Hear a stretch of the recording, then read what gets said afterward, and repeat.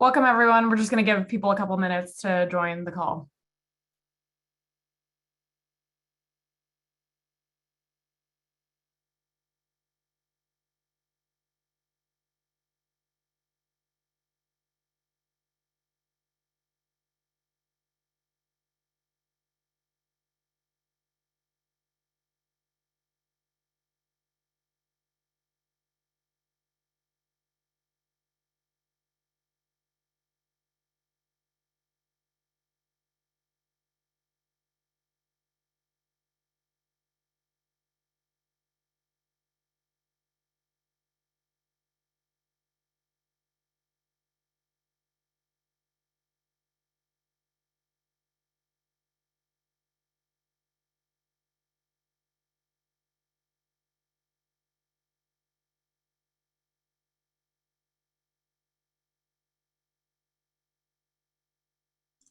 Welcome, everyone. If you want to just drop your name and where you're calling from in New York, and if you're interested in organizing your workplace in the chat, that would be great. If you want to introduce yourselves in the chat.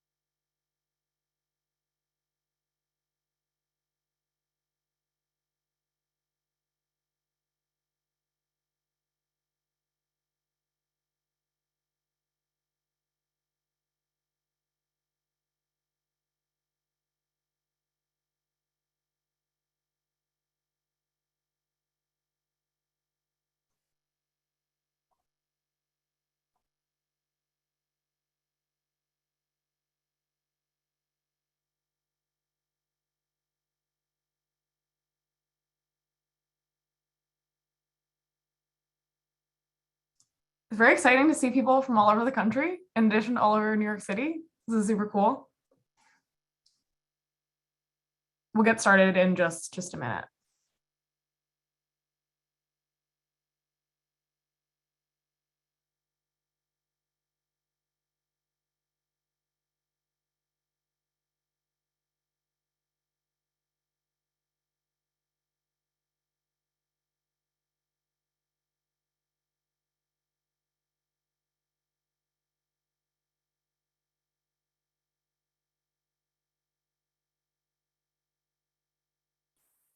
I was like, I don't want to.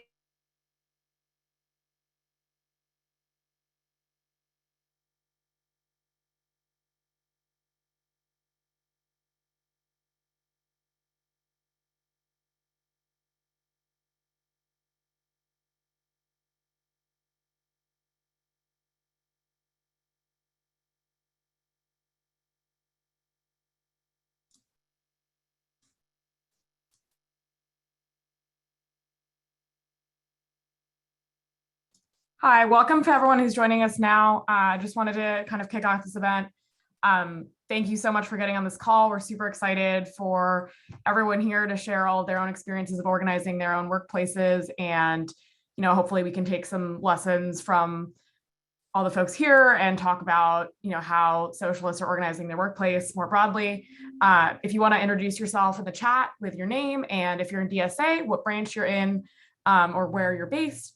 This is a joint New York City DSA labor branch and Emergency Workplace Organizing Committee, or EWOC event. The Emergency Workplace Organizing Committee is a worker organizing project and a collaboration between DSA and the UE union. And it basically connects workers with volunteer organizers who will support them and their coworkers to improve their workplaces. And so if you're interested in getting support from the Emergency Workplace Organizing Committee and to get support, I'm just going to drop a link in the chat now, and you can fill out this form here. And we'll be hosting some additional trainings soon, and they're primarily based in New York City. If One is for cold contact organizing or talking to someone you don't know about organizing at their workplace, and another one on organizing your own workplace. So you can sign up at this form here if you're interested in getting involved in those ways or getting involved in another way.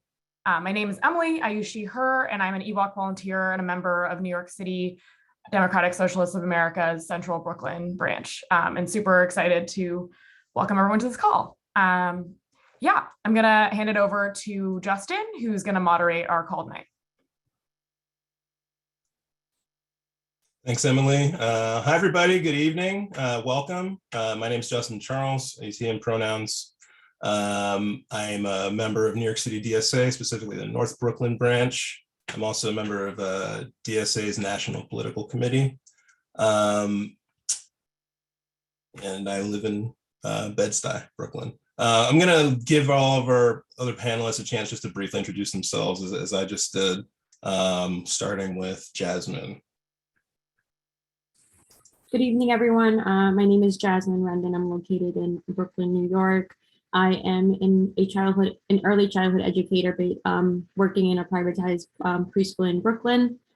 And prior to this past year, I was working in another preschool in Lower Manhattan, helping government families, that was where most of my organizing took place, which we'll speak about more during this panel. So next, Justin, will you be announcing the next person or should?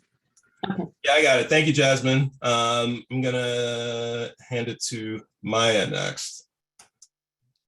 Hey everyone, my name is Maya. I'm in the Central Brooklyn branch, she, her, and I work at Jewish Voice for Peace, a Palestine solidarity organization that has actually a lot of DSA members are involved. There's a lot of collaboration between DSA and JVP on different Palestine solidarity campaigns, and I'm a national organizer there, and we unionized in summer of 2020.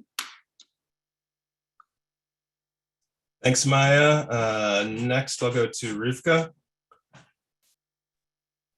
Hi, everyone. My name is Rivka. I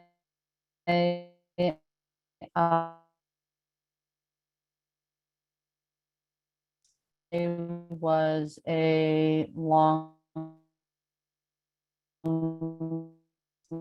You're cutting out a little bit there, Rivka. Maybe if you turn off your video for a second.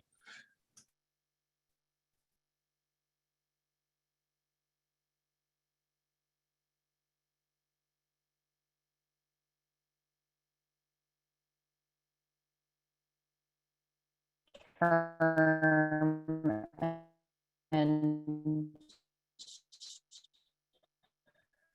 co-founding member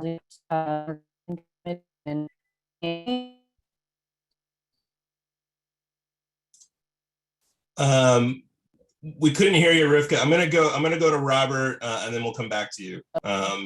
Robert, go ahead. Sure. I'm Robert Koulouris, he, him. I'm in Brooklyn and recently starting to organize in the labor branch of NYC DSA. And I work at Oxford University Press, which is an academic book publisher based in Oxford, but with a big office in New York. And we unionized, we got certified this past August. And so now I am a member of the News Media Guild, which is a local of News Guild, CWA. Thanks, Robert. Rivka's back. Rivka, go ahead. We couldn't really hear much of what you said. Sorry about that. I guess I have an unstable connection. I'll do this even quicker. I'm from South Brooklyn, moving to Central Brooklyn. I was a co-founding member of the Housing Works Union Organizing Committee in 2018. Was there until 2020. The union finally won an election in December of 2020, and I was a caseworker there. But the campaign covered a lot of job titles. The bargaining unit included many, many roles, and yeah. Thanks, Rivka. And finally, Gabe. Hi, I'm Gabe. I'm from Jackson Heights, Queens. I'm a member of the labor branch of DSA. And also I'm a healthcare technician at one of the Mount Sinai hospitals, a specialty hospital here in New York City. We unionized a couple of years ago, and so I'm going to be speaking on that a little bit later. Thank you. Thanks, Gabe, and thanks everybody else for the intros. So, we're going to go into kind of some 5-minute overviews from each of us about the campaigns that we took part of in organizing our workplaces. I will very briefly talk about my experience organizing my workplace, because I didn't talk about my workplace at the top, and then I'll pass it off to everybody else. But I work at a nonprofit law and policy institute that unionized in the spring to early summer last year. And the reason that that we organized was because some of the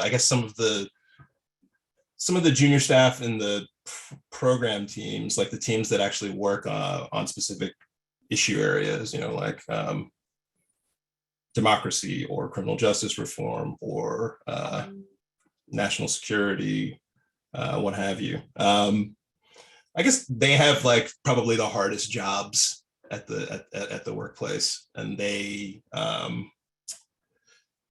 interestingly, one, they have very hard jobs and kind of get it from all sides across the organization, which is also, because they're kind of integral to the way the place works. They're kind of very well placed to organize the organization. But also, I think several of them, were, I guess, maybe not nonplussed about the way the organization reacted to the George Floyd uprising. That kind of like sparked some of it. But get more into the organizing campaign as we go through the rest of the panel. I will pass it off to, I'll pass it back to Jasmine to give her overview. Thanks, Justin. So prior to like this past year, I had found myself working in a private preschool based in Lower Manhattan, New York. I was working with these families that, were government families. They were working for the government itself. And in the middle of the pandemic, in the beginning of the pandemic, back in March 2020, 2 years have already passed by. But back in March of 2020, when the beginning of all this turmoil came upon, the company itself, who is just really highly known throughout the whole country, even outside of the country, the UK and Puerto Rico, this really, really, popularized childcare company closed its doors to all of its employees, but also kind of within that closure came upon the communication as well, because we were left without no communication from our employers for about 6 months. And, during that whole time of, being stressed out with what's going on outside of our world, we came back to have communication with the company, only to be told that we were going to be terminated without a job for the next month. So in a month of, preparation, everyone had to kind of make a decision whether they wanted what their future was going to be. Teachers had families, teachers, had other responsibilities. And just within everything that was going on, the company started, opening back some of its doors. But what kind of got myself and as well as many of my coworkers upset is that the same company was broadcasting on news channels that they were praising their teachers because, at that time, the teachers were heroes was going around, and they kept, talking about how much they praised them, how much they respected their teachers, their educators that were, helping them with whatever was going on in the nation. And many of us, all over the country, were also experiencing the lack of communication from the same people. So it was kind of what kind of brought upon organizing. And thanks to a lot of members of EWOC, we were able to, struggle upon getting some strength, getting some voices out there to demand some of our needs with this company. Thanks so much, Jasmine. I'm going to pass it to Maya next. Great. So JVP officially unionized in July of 2020. And the context I want to give you all is that it's a small organization that runs boycott, divestment, and sanctions campaigns. We have a staff of about 27, and a lot of people have like really deep relationships with each other, have been organizing together for a very long time. Some folks in management are actually like many of our organizing mentors and people we have strong relationships with. And unionizing definitely came out of part of a racial justice transformation process at the organization. A lot of staff of color were having conversations with each other about how, many of us are at the bottom of the hierarchy at the organization, and then we have less decision-making power at the organization, and we're feeling really frustrated by that.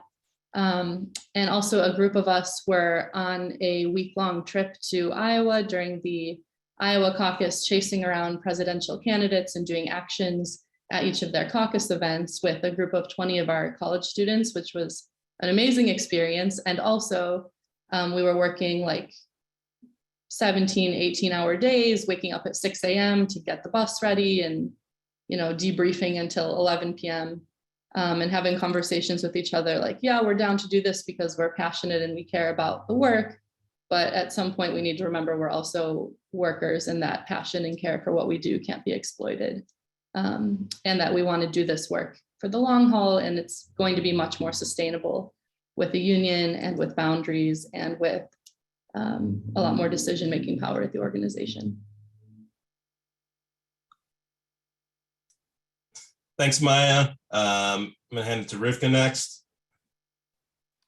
Yeah, so housing works, for those unfamiliar, not based in New York. It's a big tent social services organization, and they have brick and mortar retail, thrift locations, a bookstore, cafe, but also do case management, medical services, provide housing, referrals. I'm missing a lot of things right now, but a handful of us in 2018 from one site in downtown Brooklyn, primarily caseworkers, a housing coordinator, some staff attorneys, also provides legal services to clients, a maintenance worker, social workers. We decided to talk about like, how do we improve the place we work? How do we serve our clients better?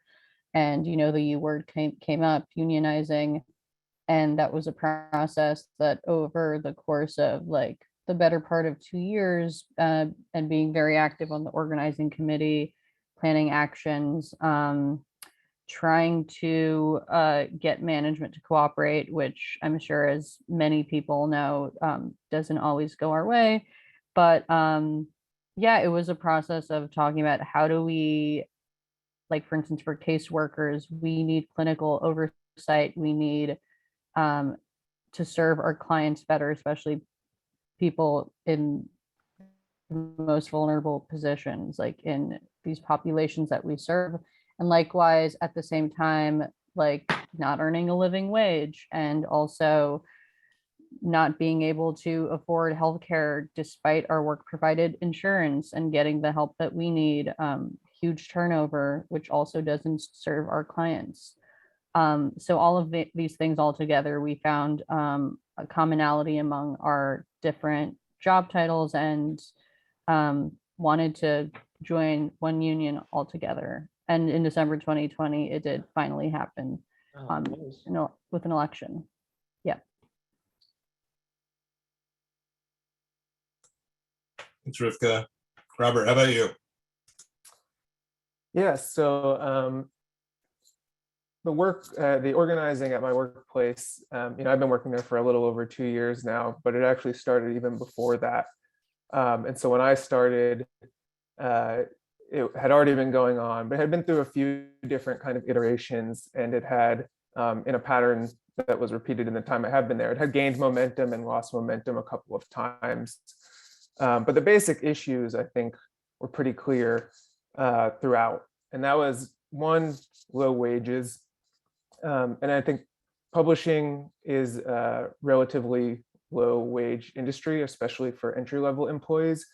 But OUP is a nonprofit and it's an academic publisher, so a bit different than, you know, perhaps a very profitable or relatively profitable for-profit company.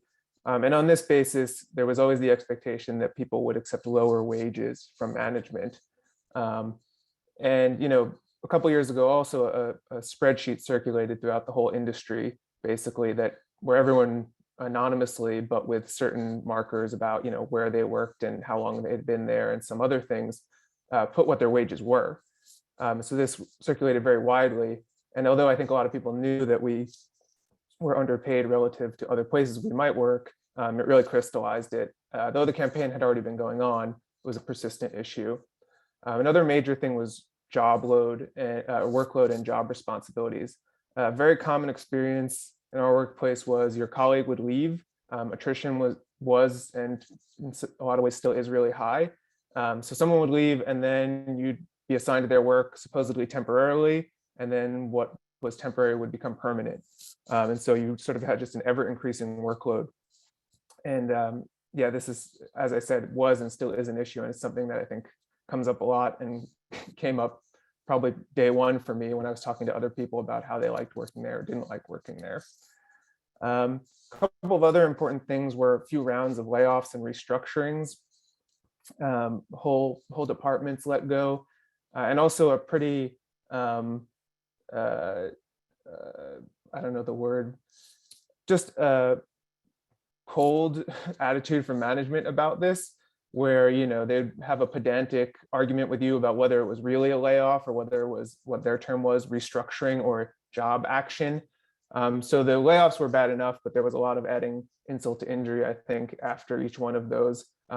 Just no acknowledgement that, you know, we had lost coworkers, people we worked next to every day were suddenly gone one day. And, you know, this scared a lot of people, and I think put in perspective for a lot of people on a few different occasions how precarious we actually were, despite perhaps not feeling that all the time. It really hit home a few times. And then I think the other thing that I would just mention is cases of sexual harassment in the workplace. And the few kind of collective actions that happened before union organizing, as far as I understand, were about sexual harassment and were about managers who were serially sexually harassing people with no real response from upper management when it was raised, or when it was raised to HR. So there was at one point a march into the president's office to demand action on this. And I think that was something that really catalyzed a lot of people initially. And some of those people ended up being really instrumental in the union effort and in making sure that issue in particular stayed central to our work. So those are some of the major issues that were already in play when I got there. And I think they did persist throughout all of the other things that changed over a pretty long campaign. Thanks, Robert. And finally, Gabe.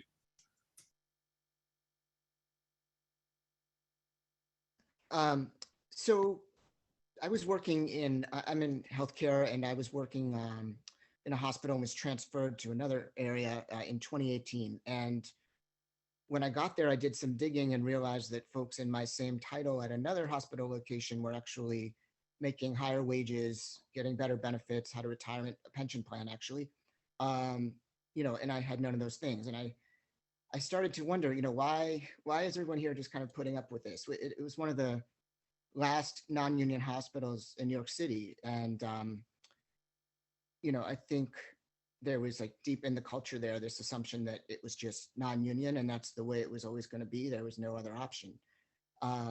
And so, you know, I started to really investigate how does one get into a union? Because for me, this was all quite new. And long story short, you know, I called up the union. I kept trying. It's hard to reach new organizing units sometimes at unions, but, you know, I eventually was able to get some answers. And, you know, I was told, well, if you really want to do this, you have to not just organize your small group of technicians, you have to organize, you know, 70%, you've got to get cards from 70% of these workers because they wanted to have a strong, you know, chance of winning an election if we had one.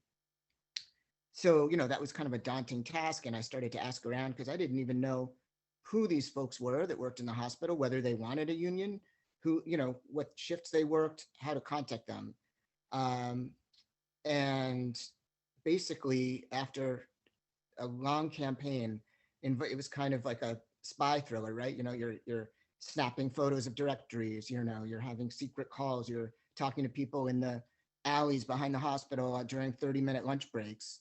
But at the end of the day, when you had conversations with people and you listened to them, you realize that higher wages, better benefits, a pension plan, free health insurance, these are things that the union would offer that we did not have. And so, there was fear for sure. There had been people there'd been security guards who'd been laid off. So that was deep in the culture of the hospital, a lot of fear.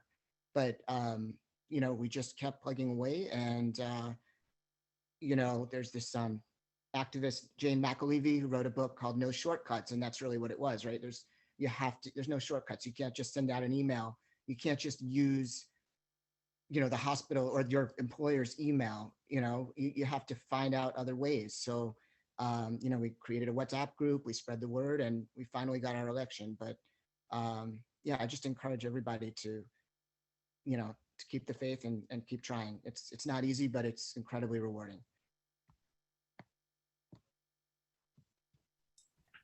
Thanks, Gabe. So I kind of want to open up the discussion, and some of you have already touched on this question a little bit, but how did you start your organizing campaign? What's the thing that kind of drove you and your colleagues, to form a union? I will do a little bit of a pause and see if anybody wants to jump at it. Otherwise, I'm gonna pick one of you.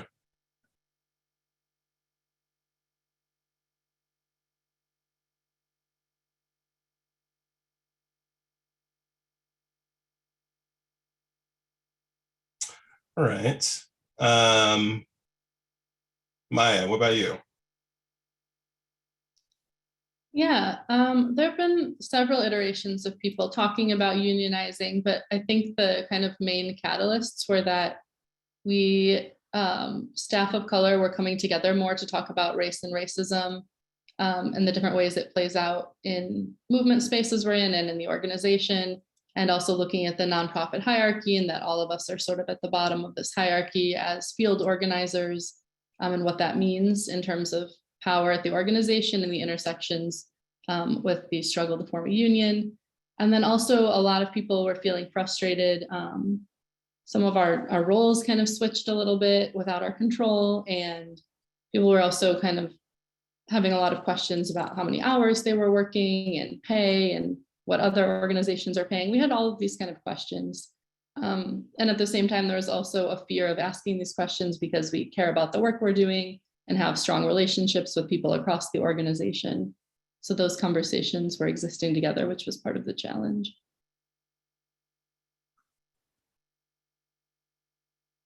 Thanks, Maya.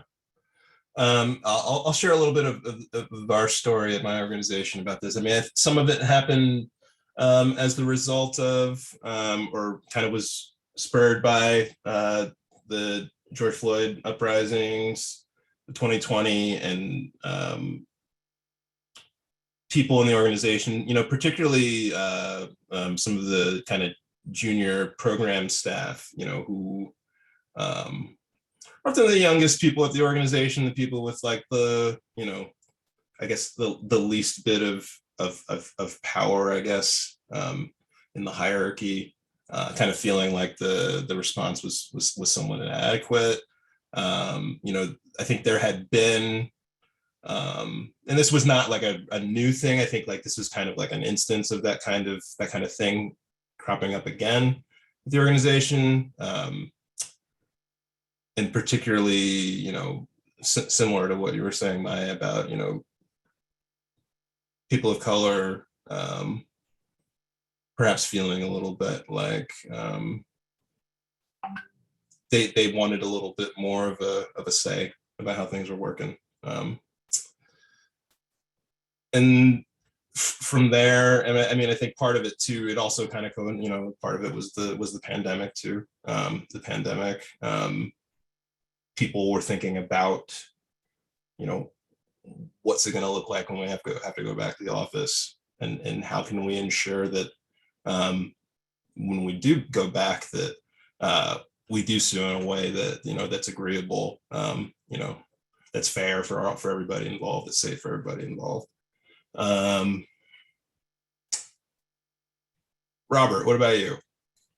You talked a little bit about it, but elaborate a bit. Yeah, no, I think it's a good question, because in a campaign that had periods of stasis, there were sort of important events that punctuated it a bit. And you've already and other people have already touched on them in some way. So it's interesting to hear these experiences were shared across workplaces. One was the onset of the pandemic, which was, we were in the middle of March 2020. It was becoming clear that the pandemic was happening in New York after obviously being visible elsewhere for a while. And there was no discussion at that point about remote work, except for the fact that people who were in more senior positions could always work remotely, and they already had the equipment they needed, and they already could decide to go home or to stay home on whatever day of the week. And so those people made the decision and were able to make the decision to do that independently. Whereas for instance, I didn't have a company laptop. I was working on a desktop computer in the office. So the idea that if I didn't go to work, I wasn't going to work. I wasn't going to be able to work. And yet I was still expected to. So there was just for a few days, a lot of unclarity around that. And it was a relatively short period, because eventually, as many non-essential offices made the decision to, and then were mandated to, they did say, work from home, do whatever you can with your personal computer. We'll try to get people equipment. But it was just too long a period of uncertainty, and it was long enough for us to launch a petition demanding clarity about this, and demanding that everyone have the same right to kind of protect their health and safety as the most senior employees. And similarly, during the George Floyd protests, this was another moment when we took collective action. I think a lot of people, like you were saying, Justin, were unsatisfied with just the response from management as sort of non-acknowledgement. Even when you looked at that moment, and even the most in the most performative and hypocritical way, companies, it's like Arby's is emailing me about racial justice. There's not a lot to be said for that, but the fact that our management wouldn't even issue a statement because they didn't want to talk about any kind of political issue was very frustrating to people, especially when it does pertain to the things we do. Like, we publish books on history. There was opportunities to talk about it in the context of our actual work and the actual things the company produces, and they didn't do that. So this was frustrating to people, and was another moment where we were able to do outreach on this basis, talk to people about their dissatisfaction, and make diversity of the workplace as well, which was very salient. It was saliently not diverse. Make that an issue for people, or talk about the fact that that was already an issue for people, and talk about how collective action and kind of banding together and the union campaign itself could help address some of these issues. Thanks, Robert. Rivka, what about you? Yeah, so a lot of what has come up from other panelists is very relevant to how the Housing Works Union organizing committee started. In my line of work in case management, medical case management specifically, there was certainly a lot of work. Like, the caseload would grow and grow, and it's just not feasible for one person to be able to provide all those services to so many people. And without the support of, supervisors or people on a case management team, that was a big thing. There is something that comes up about, like, being in a sector where you do good, like whether you're in the creative industry, in this case, it's like you are in social services, healthcare, that you shouldn't be complaining, right? You're in this to do good work and that's it. And that is how you have a roof over your head somehow and buy food and whatever. And of course, you want to fight for those bread and butter issues, but also to do your work better. And in the case of the executive team at Housing Works, they have always been, especially the president, has always been pretty good about writing lengthy messages about racial justice, about LGBTQ justice, because of the nature of Housing Works. It was formed out of ACT UP and is an HIV/AIDS advocacy organization. But all of that is often like lip service, and the makeup of the workforce is not reflected in management positions. It's primarily white, cis men in positions of power, and that is not what the workforce looks like. The workforce is primarily people of color, LGBTQ people who experience the things that the organization was formed to address, like housing, precarity, things like that. And so that is something that a lot of us banded together to address. Yeah. Thanks, Rivka. Gabe, tell us about your experience starting to organize. Sure. So in terms of the demographics of where I work, predominantly female, predominantly folks of color, predominantly first generation immigrants. Unions were not, a discussion topic. It wasn't something I think that was really, just kind of part of the lexicon. But once folks learned about the advantages, it just became, very clear that there was a lot of support. So things like child life insurance, things like, I mentioned the free healthcare, but also children's healthcare, healthcare for your partner. Having a pension plan is such a rarity these days. And these are things that just resonate with folks of all backgrounds. And where a lot of the economic issues are particularly important for low wage workers. Many of our workers are on the lower end of the wage scale. I'll just mention that first we had our technical unit bargaining unit election, but then we were able to unionize the entire hospital with the exception of what are called the professional workers, which is physical therapists, pharmacists, audiologists. It's a specialty hospital, so there's a lot of audiologists there. But it is interesting that the union message did not really resonate as much with some of the higher paid, whiter workforce. That was my experience there. And, I don't know, I think I would just say that there's a lot of challenges now. We got our contract, but we're fighting every day to enforce that contract. But sometimes when I get frustrated, I just sit back and say, you know what, this is a problem I want to have, because I didn't even think we'd be at that point where we would have a contract to defend. Thanks, Gabe. And finally, Jazmin, tell us a little bit about your organizing experience. How did you get started? Yeah, so even prior to receiving our letter stating about the layoff, or even prior to the pandemic time, there was always talk about organizing to have private sector schools unionize, because in New York City, the Department of Education, all these teachers are supported with unions, but however, our job as early childhood educators are always excluded from those those benefits.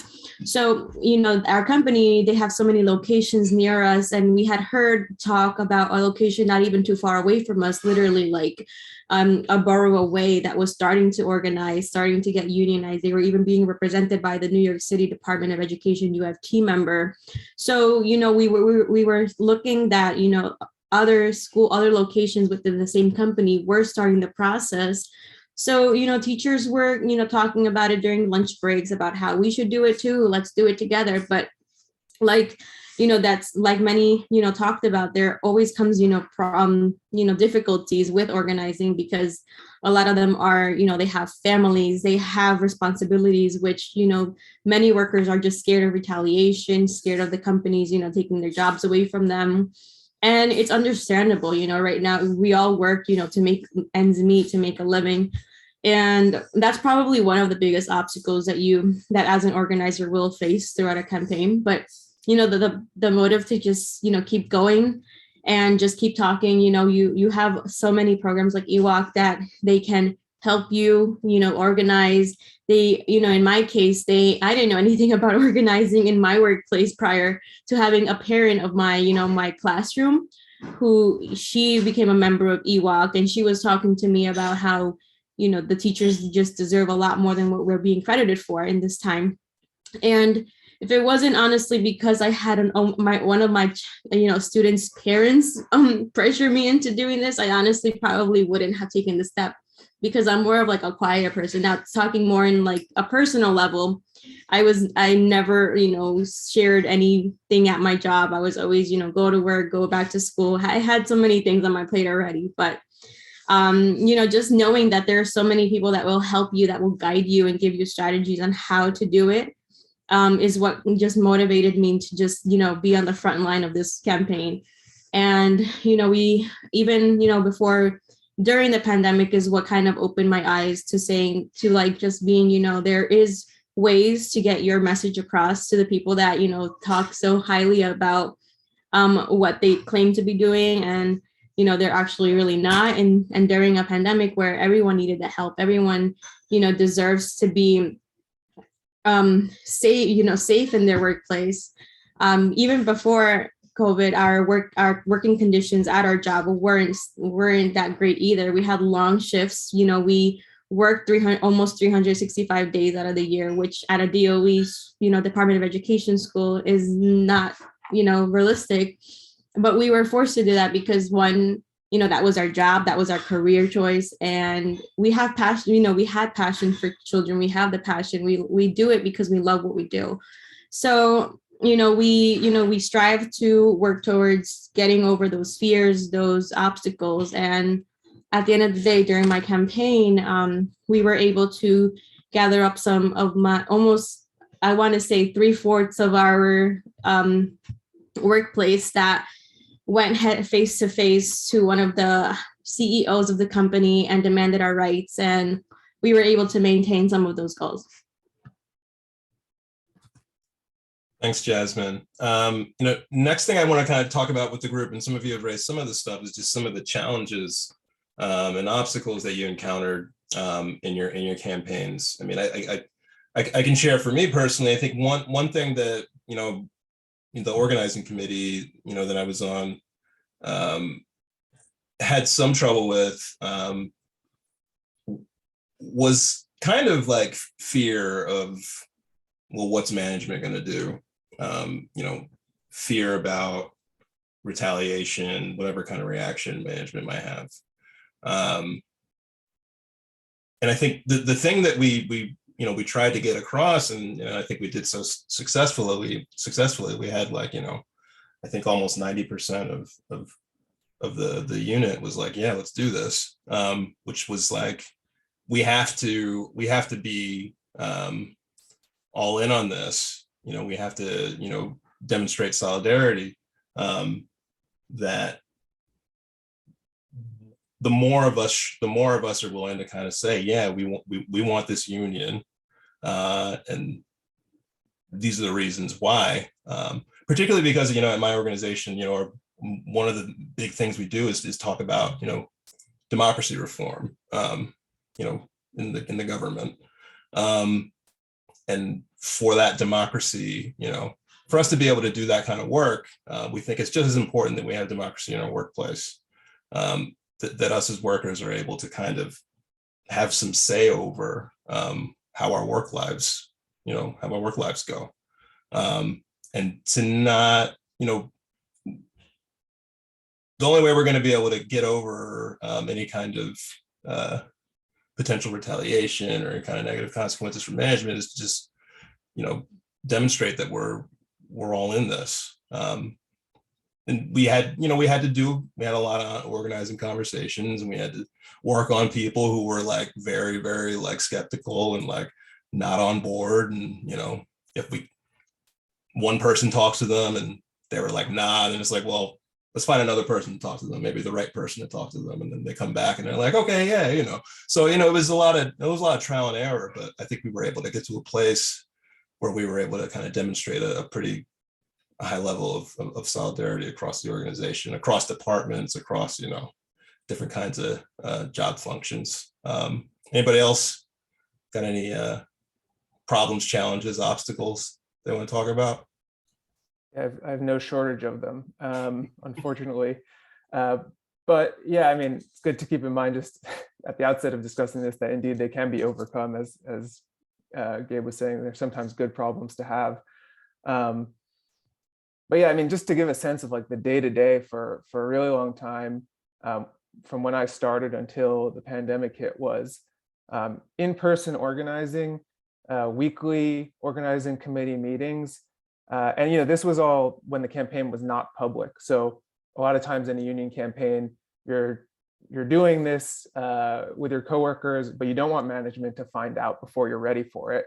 You're trying to build your support. Maybe you're trying to hit a particular mark. And we had a petition with all of our issues and all of our demands, and we were trying to get 70% of people on board before we went public, with the knowledge that if management runs an anti-union campaign, you just want a super majority to hedge against that a little bit. So we were doing this every week. We'd meet, you're running through lists of people, you're trying to map your workplace, and you're thinking about who works where, who knows who. There's a lot of different kinds of jobs where I work in a lot of different departments, and people were pretty siloed. So a major persistent challenge was, okay, how do we reach people in this department if we don't already have someone from that department? Does anyone know anyone there? Does anyone know anyone who knows anyone there? So you're playing these kind of like, 6 degrees of separation type game, just to try to figure out who you can talk to and have a one-on-one. And you try to build enough rapport with people to say like, oh, you want to go grab a coffee? And then you can say, or you can at least feel out, do you have issues at work? What do you think about the idea of forming a union? And there's always a little bit of risk in that. So that's a persistent challenge too. You don't know how someone's going to react, and you don't know if they're going to tell their boss or understand the need for discretion right away or whatever. But then I say all this to point out that when the pandemic hit, all of this became that much more difficult for us. Now, if we were siloed before, we were literally siloed in our own homes, and unable to meet people you didn't know before, no forum for doing that. And in a way, it was a low point, and there were a few low points during the pure work from home period for us, because it's just very hard to break out of that. But also, it was an opportunity to learn new skills, I think, for a lot of us. If before we were talking to our immediate coworkers or people we happen to know, now we were getting used to cold calling. We're getting used to talking to someone who works at your workplace, but there's over 200 people, and now 130 or so in the unit. So you work in the same workplace, but you don't necessarily know them. You're calling them up, you're trying to convince them to talk to you, you're trying to convince them like, oh yeah, there's a reason for this call, it's work related. But also you don't want to give away everything necessarily right out the gate, because again, you don't necessarily know how they'll react. And so this was a real challenge, and one we had to think creatively about creating social opportunities. Instead of a happy hour after work, which was a really common way, and it's something that the union people organizing the union had started to get to know more people. What do you make as the equivalent of that when you can't get together? And we had to think about kind of Zoom events in a moment when people were zoomed out, and all of those kinds of things. But I think that was the key challenge, and something we had to face in different moments in different ways. And also, actually, just to William's question in the chat about technology, this is what really shaped it for us. So we were organizing a lot in person, but then we did have to find new platforms. So WhatsApp, which was important before for the organizers, became even more important. Zoom became important, of course. Being able to share documents on Google Docs or whatever, just all kinds of ways of checking in without that in-person meeting that we had been relying on before. Thanks, Robert. Anybody else want to talk about the challenges? I don't know about you, but I love to complain and talk about all the hardship I've gone through. So I'm sure somebody else does too. Can I jump in? Please. Thanks. I haven't been in a union since 2012 when our shop got axed. But I am interested in organizing where I am now, mainly because of the mask mandate. Actually, I've just started a new job like a week and 2 days ago, and I already want to help organize it. But it's a challenge because it's mostly seasonal work, and there's no heating at all in our building. So I think that's a pretty good thing to organize around. Like a coworker was just saying, it's inhumanely cold in here. I'm not at work right now, I'm home, but it's a lot warmer at my house, my apartment than. To hear, I'm gonna stop you because I was confused and thought one of the panelists was asking to jump in. We're gonna take questions. Sorry. We're gonna take Yep, I'll save questions. it. We're gonna take questions from the audience towards the end of the call, but We just want to organize around citywide health mandates. That's all. Thank you. right, yeah. Put your question in the chat and maybe we can come back to it. But yeah, I want to just like make sure we have like a kind of set of questions and we're going to open it up. Sorry about that. Anybody else on the panel have any kind of obstacles they want to talk about? Go ahead, Rivka. I think Robert actually gave a pretty good overview of some of the obstacles that the Housing Works Union Organizing Committee ran into too. In terms of like a workplace that's spread out, there are so many different sites at Housing Works, and in the very beginning, we decided we want to include everyone who's eligible, and that means doing a lot of this work, of course, of mapping, not just like who knows who and like dynamics, but also like what are the roles that exist, even because there are so many, and who can talk to whom. And also a perk of being a caseworker means sometimes you do field work, and sometimes I would schedule my field work in such a way where I can be like, I'm going to be near this site, perhaps I can go in and do something there, whether it's like a medical facility or a thrift location, and I can try and talk to them. But at the thrift locations, for instance, the way it was set up until recently, I don't know now, is there's like a retail worker, then a manager and a volunteer. And so it's very hard to talk to like that worker without setting off alarm bells, you know. And so that was a huge challenge. And of course, because it's such a big organization, trying to figure out how many people would be eligible to be in the unit. It was at one point 600. And then, you know, throughout the process of organizing for almost 2 years, it's like there's incredible turnover. And so once you get cards signed, sometimes they're no longer relevant. You continue doing that work. I mean, I'm very proud when we filed for election in February of 2020, it was for over 400 cards signed out of, I think, about 600 eligible workers. And that doesn't even go into the process of even trying to like organize without having to come to an election, which is what we were trying to do, and management stalling, of course, a huge challenge. And that also takes a lot of committee meetings to talk about strategy and be like, we need to pressure management in this way. We should do an action at this site. We should do a petition. We should do a march on the boss. And those are all things that we did do. A walkout of like 100 people in October of 2019. Yeah, so it takes a lot of work. A lot of it's very tedious. A lot of you alluded to that, of like, you need to make those contacts. You need to continue like pushing people who perhaps are like kind of wishy-washy, like, I don't want to join the union, I'm about to leave anyway. It's like, yes, but right now you're still here. Yeah. Thanks, Rivka. I want to now talk a little bit about, we're on a call organized by New York City DSA. I want to talk a little bit more about the role of socialism in this for folks. What part, did your politics as a socialist play in your organizing? If you're involved in DSA, how did that figure into things? Or any other kind of like solidarity organizations that might have been part of the campaign. I'll say for myself, I'm a member of New York City DSA.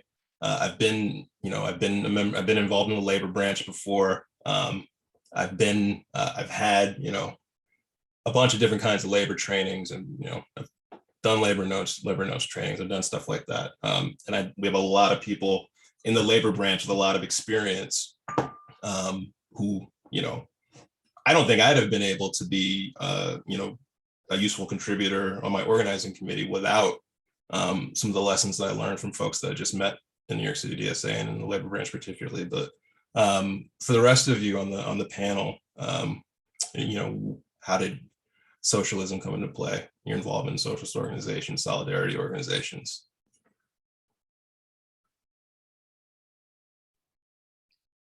Actually, a majority of our organizing committee were DSA members. And I went to a labor branch meeting where we broke off into different sectors to talk about our experiences organizing in our workplace and what we can learn from each other. And that was extremely helpful. We had a nonprofit breakout group, and I heard from other people about their struggles and what they learned through the contract process, which really informed how we went about the contract process. So that was very useful. And there were all different breakout groups for different sectors and workplaces. And also, organizing socialists, you would think would be easy because many people were already socialists, but there are still challenges with the ways we internalize anti-union rhetoric, even if we are leftists or socialists, and different ways it shows up that you don't expect was something I definitely learned. Like maybe being like, oh yeah, I support unions, unions are great, but not seeing the way that you yourself need a union and need to be part of shaping your workplace. Like we came up against that challenge too, which I didn't expect.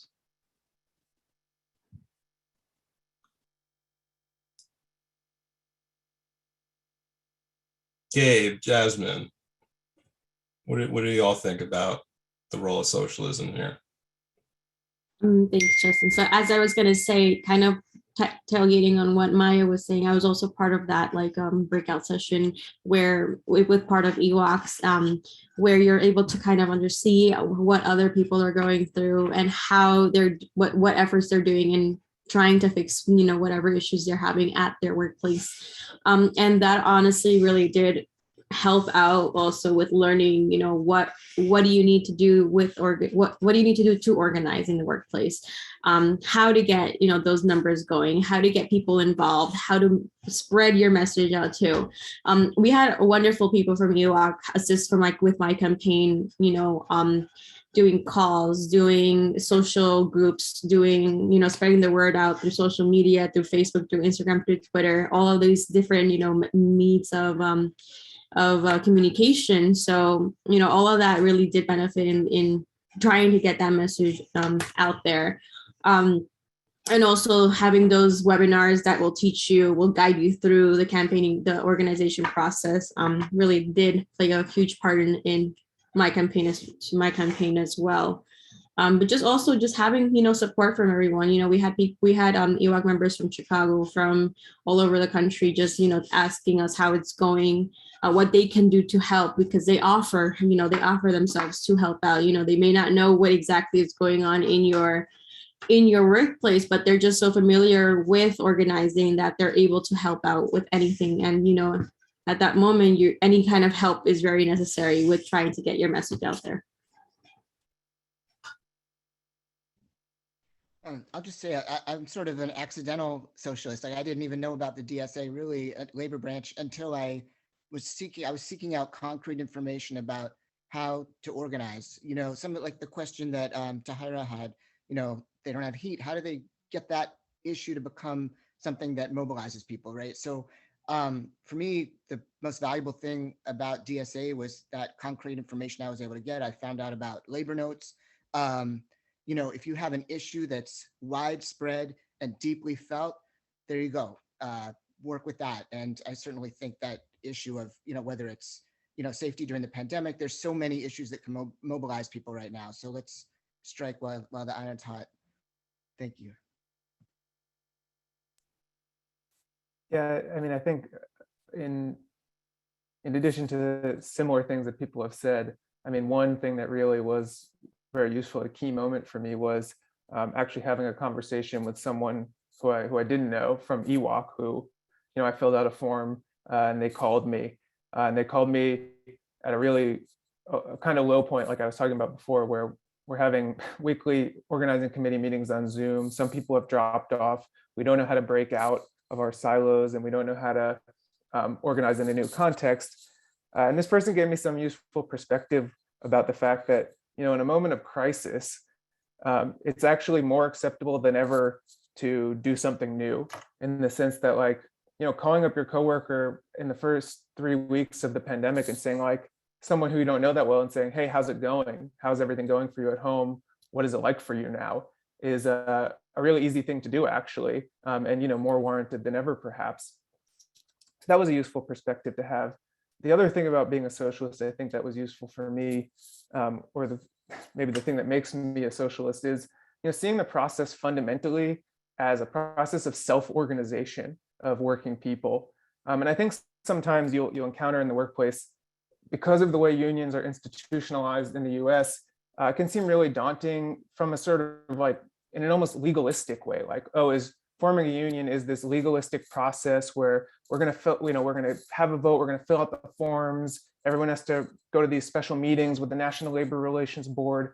I mean, that's sort of true if you want to recognize union, but still at its foundation, it's really just about a group of people who work together, making a decision to act as a kind of collective agent. And to me, that's at the heart of my own view of what socialism could be. And so that perspective is useful. It's also useful, you know, if you're dealing with union staffers who might have the best intentions, but nonetheless don't necessarily know all the things about your workplace that you know, and also do have to keep sometimes more of those legalistic things in their view, as well as the priorities of the organization that they work for. It can be useful to be able to say to your coworkers, like, yeah, we should depend on that person as support, but actually this is about the decisions we want to make together. And there were a couple of key moments where, you know, we organized meetings without our union staffer, because we had to have a more open discussion without everyone looking to that person for an answer. And again, that's just part of sort of my perspective as a socialist, but it was something that served well in trying to actually form a union. Yeah, I can totally relate to that. I think in trying to kind of instill in, you know, in your colleagues, like, this is us. This isn't, I mean, like, yeah, you work with a union, you know, we're working with UAW, you work with a union, you have a union organizer that you're working with, but like, this is us. This is y'all. This is like us as workers trying to organize and try to do better for ourselves. One thing that, you know, we kept running into was like, we got into, we had a kind of we did bargaining, not the contract bargaining, but like bargaining over office reentry. Once we were recognized by management, then we were kind of like working with management to try and develop an MOU about office reentry. One of the things that the management side and their attorney kept doing was like, they would email our UAW organizer, but they wouldn't email the bargaining unit. And our organizer's great. Our organizer's like, listen, man, just like, I'm gonna CC the organizing committee, because like or the bargaining committee rather, because like this is their thing, you know. I mean, I'm here as the organizer and, you know, the conduit to the union, but like this is them, which is, you know, something I'm really grateful for. But we've been working on like instilling a sense in all of us, and that this is us doing this, which I think is really important. want to kind of close off the kind of panel section before we get to like people just asking questions of us. But what advice do you all have, for anybody that wants to organize their workplace? I mean, aside from holler at EWOC, which Megan will plug in the chat very, very shortly, I'm sure. But like, what advice do you have for people on the call that want to organize their workplace and don't feel like they know how to? Can I put in a plug for a book that helped me a lot? It is Secrets of a Successful Organizer. It's not a long read. It's very accessible, and it's got everything about effective ways to hold a meeting, how to do what they call inoculation, which it's kind of a funny term, but the idea is that you talk to folks ahead of time about the things that, that management is going to come back with, because management has a playbook. There you go, Justin.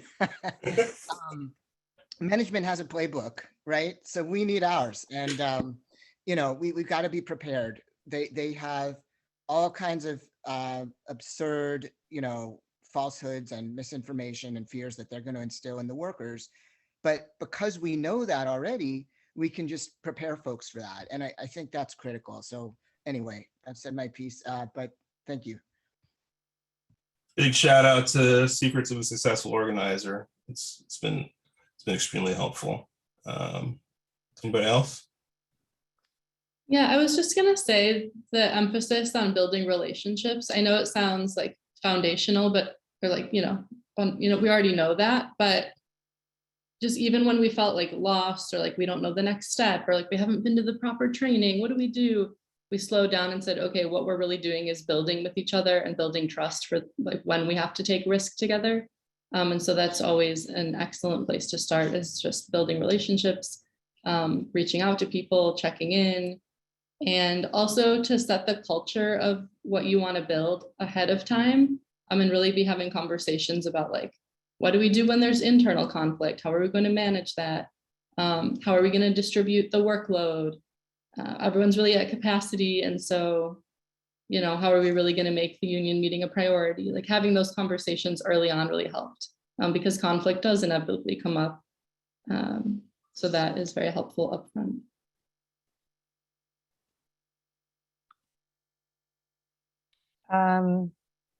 I think that organizing takes a lot of messing up, by which I mean you mess up a lot when you organize. And in the very beginning, I remember doing one-on-ones in the beginning and being like, I don't think that went well, and thinking that's over, like I could never, that person would never like go to a committee meeting or sign a card or whatever it might be. But honestly, like it's trial and error, and also you can come back and talk to, and also it doesn't take one-on-one. It takes many conversations and temperature checks. And I also think as part of building relationships, there's also you have to assess those relationships at committee meetings. Sometimes there are louder voices than other voices, and you have to try and find maybe a delicate but direct way of saying, hey, listen, we know you have ideas, but also you don't come to all these meetings, and you should take a seat back and have other people speak, perhaps. And I say that coming from the perspective of someone who, like, I would not be the first to necessarily speak up because I'm unsure of myself, but sometimes you recognize that actually I have ideas and I think they should be spoken aloud, and not shouldn't keep quiet and be mousy just because that's like your default as well.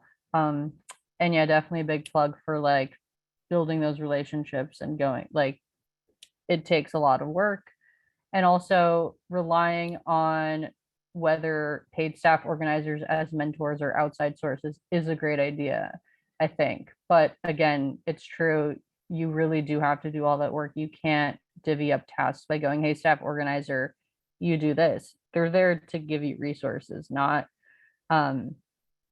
organized for you. So the work is really up to you and your coworkers. Yeah.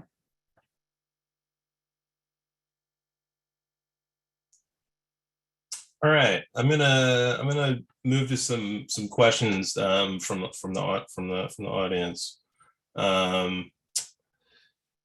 One, can any of the panelists speak to effective strategies in organizing conversations to build out an organizing committee beyond a small group? And generally bringing your coworkers into the effort. I'm going to post that into the chat just so that all the panelists can see it. I'm gonna try and answer this first while everybody else kind of thinks of their answer. But I think one of the things, I wasn't part of the group that like started our organizing committee. I was recruited into it. But I was recruited into it by, like I said earlier, the people who kind of started our organizing effort were some junior program staffers who their job is kind of like, they kind of are well networked across the organization. I'm in the comms department, for example. And they have to like talk to me, I run the website. They got to talk to me if they want to get something on the website and figure out how to present it and all that stuff. So like people who are in the habit of doing that and have to do that a lot of the time for their job, they're going to be well placed to like have them come and have a conversation with me about something. I think it's like, folks have talked about, mapping your workplace, understanding the relationships in the workplace. And I think, your organizing committee should be composed of people who have either have those relationships across the organization or like know the people who have the relationships across the organization. People who are going to be able to kind of bring in people from all over the place, regardless of, being in different departments or whatever. Or if you can't do that, having good representation across the organization, across departments. This also kind of like relates to, there was another question I saw in the chat earlier about like how to build a supermajority. And I think part of that too was like, I don't know, it was like, we had a spreadsheet and we were looking at it all the time, every day. And then that spreadsheet, and not only just looking at it, but like that spreadsheet got updated a lot over the course of a day or a week. And knowing, okay, this person's responsible for talking to these people and they're not having success. Maybe we need to switch to somebody else to have the responsibility to talk to these people. Just kind of that communication amongst the group, and also looking to expand the group. If you realize, okay, we don't have somebody that can talk to this constituency of the organization, we got to get somebody. So you go get somebody, those kinds of things. Anybody else got any answers to this question? Yeah, we definitely had a big spreadsheet that we kept all our information on and tried to update consistently. And that's like at the level of like, what day did someone on the committee speak to this person? What did you talk about? What issues did they raise? If we had a new action or a new event, we'd put a column on the spreadsheet for that and say like, okay, was this person invited? What was their reaction like? And maybe it even feels a little weird to be doing that, like documenting so much about your interactions with other people. But that's what being organized is. It's actually being sure that you have, what already happened, what needs to happen, where everyone's at. And it's very common practice to rate people's level of support. Figure out, okay, who are the, in our sort of way of talking about it was, who are the ones? Those are the most supportive people. We call them ones. Twos, pretty supportive. Maybe they've come to an action in the past, but they don't come to everything. Threes in the middle, and then 4 and 5s, and so on. But it's this kind of level of detail and thinking about your interactions, which I think is really useful for keeping track of all this and figuring out where things need to go. And I would just echo the point, getting that Justin made, that getting a very central person, well-respected person in the workplace to join the committee is worth a lot. At one point we got, it's like the guy who does all of the emceeing at all of the big company events and, is a charismatic person who I think previously people thought like, oh, he's so involved with stuff at work that he probably wouldn't want to be in a union, which is another lesson about not prejudging people and not making assumptions about where people will stand on unionization. Because once we got him, he just was able to connect with so many people that we hadn't been able to before. And the last thing I'll say about this is just in terms of practicing this, role playing. We'd have organizing committee meetings where we just practice with one another what it's like to be on one of those calls or in one of those conversations. And it's sort of fun. You get to pretend to be the anti-union person or the person who comes up with excuses or whatever, and you learn how to navigate a conversation around those things or how to listen to what someone's telling you and pick up on these little cues in a conversation that are so important when you're having these one-on-one kinds of discussions. So those were all things we did to ultimately build our committee and ultimately overcome the hurdles and actually gain momentum and win a vote.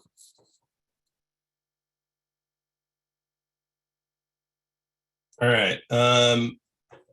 Tahira asked, did any of the panelists have experience around or experience organizing around health and safety regulations at work?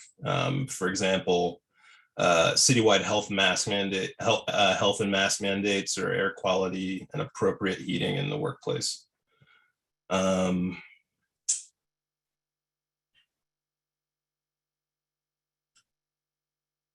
I will not, I don't have personal experience with any of those things. I mean, I guess I could say that's not really true. I mean, I guess we did have the whole, my workplace, we had a whole thing around when are we going to go back to the office? We had, once we were recognized by management, I'm glad that we were able to, make enough strong showing in terms of cards that we were able to just, they couldn't dispute it really. Then came, okay, bargaining committee, we're going to talk about reentry and try to put together an MOU. And in that MOU, I mean, like we were very firm on like, okay, I mean, a lot of people in our organization did not feel comfortable with like management having a somewhat aggressive plan about reentry. MOU meaning memorandum of understanding, which we didn't like. Many in the bargaining union didn't like. We had a lot of parents that were, worried about going back to school. This was around the time, this is before the end of the summer. And we talked a lot about, what happens when variants happen. And, part of that negotiation was, we start seeing the case rate, bump up, like there's no more involuntary in office time. We were going to have like, and even before that, we were going to have X number of days, and there were too many days that would be involuntary in office days. Just people were just not ready for it in our organization. And I think I'm grateful that like we were pretty firm on that because like we weren't in the office, long before Delta and Omicron started happening, or I mean, long before Omicron, probably around Delta might have been going on a little bit, but when the cases rose precipitously, like I guess late November, early December, that wasn't an issue for us. I think because we were pretty firm on that when we were negotiating reentry. But I don't know, do other folks have experience on health and safety stuff with regard to their organizing?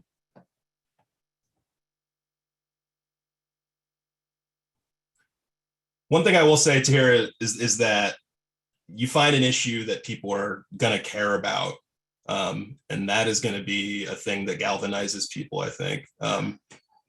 It makes people mad and makes them want to do something. And I think that picking the right fight, I guess, is what I'll say, and knowing what's going to get people on edge about that.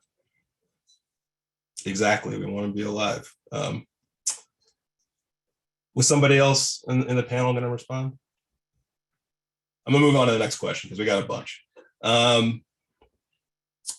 what might it look like for caregivers to organize, especially unpaid caregivers?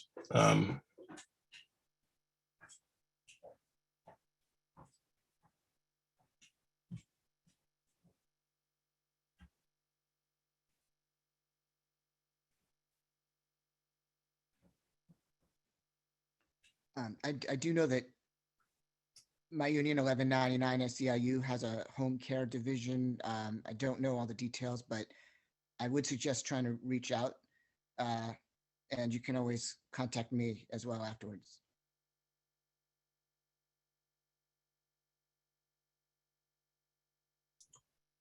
All right. Has anybody dealt with sexism in the workplace between workers and management, or between workers? And how did you deal with that from an organizing perspective?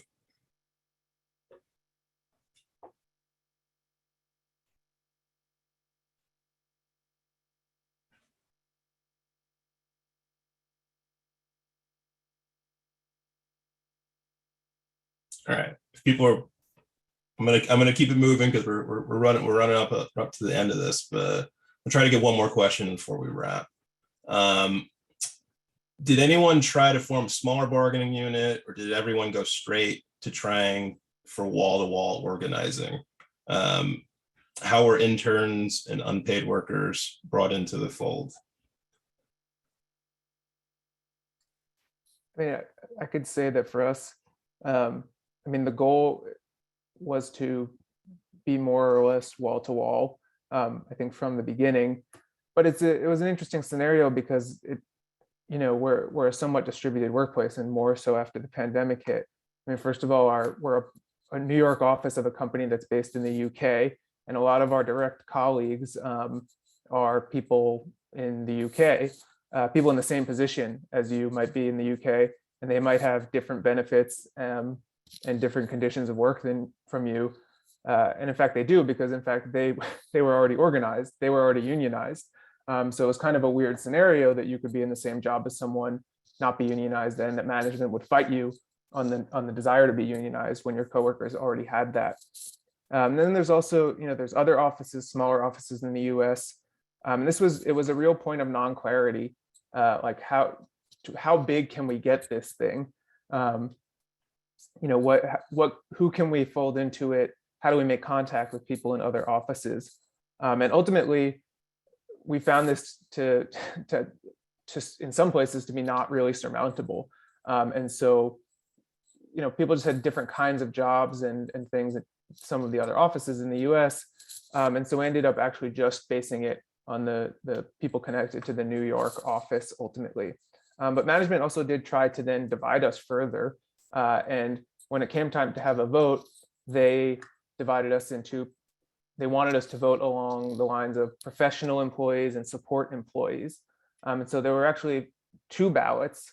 If you were classified as a professional employee, and this was all sort of arbitrated ultimately by the National Labor Relations Board, but certain job titles were classified as professional, and they were voting, when we had a vote, not only on whether to unionize, but also whether they should unionize. Like it was like, if yes, if you check yes on the first one, will you unionize as part of the same unit as the support workers? And this was a pretty bold strategy to just try to get people to think that they had different interests than their coworkers.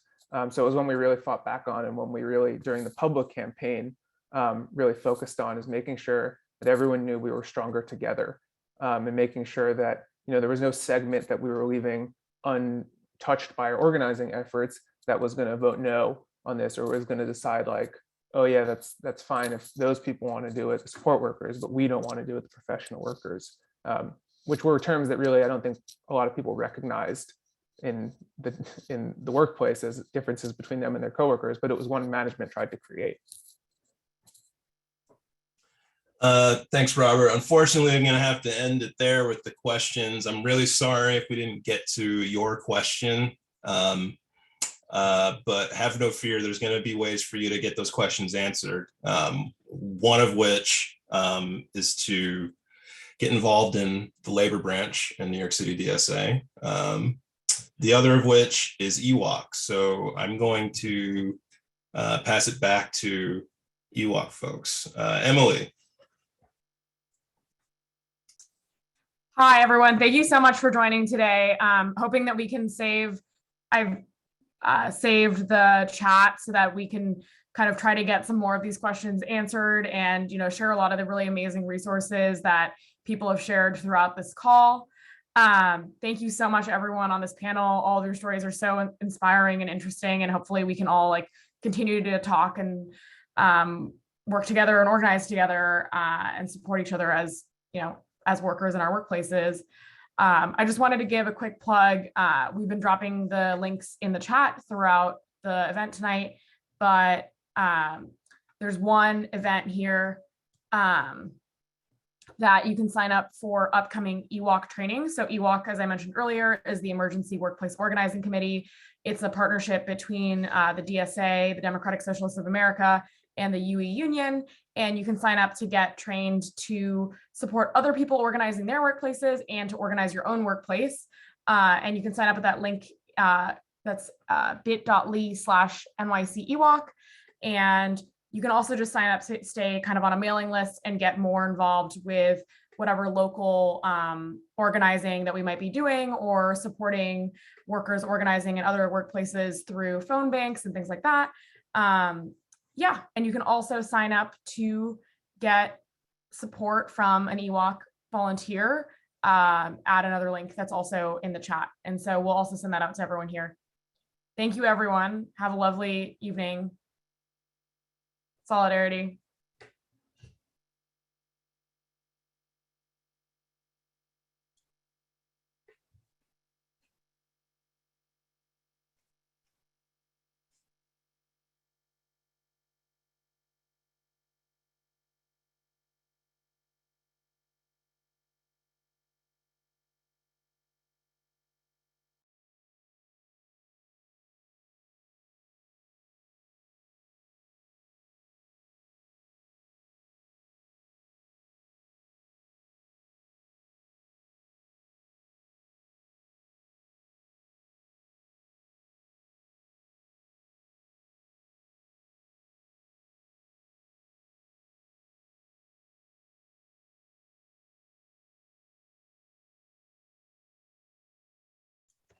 Thanks, Rivka. Thanks, everybody. This was great. Good job, you guys. That was great. Thanks, everyone. Thanks, y'all. Thanks. Also, to embarrass Robert, now that this is over, happy birthday. Oh, yeah, happy birthday! Happy birthday, Robert. Oh my God, amazing. No better way to spend it than discussing Happy organizing. birthday. I wasn't sure if I was supposed to say it at the start or not, because Evan mentioned to us that it was your birthday. I'm better that you didn't, and then I would have started out of there. All right, thanks all for All right, organizing. Thanks. Everyone, thanks for joining. Thanks, everyone. All right, thanks, everybody. Bye. Bye.